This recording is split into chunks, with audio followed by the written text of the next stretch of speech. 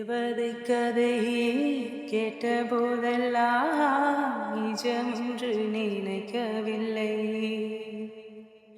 நேரில் உன்னையே பார்த்த பின்புதான் நம்பிவிட்டேன், மறுக்கவில்லை. அதிகாலை விடுவதெல்லாம் உன்னை பார்த்த மயக்கத்தில்தான், அந்தி மாலை மறைவதெல்லாம் உன்னை பார்த்த கிரகத்தில்தான்.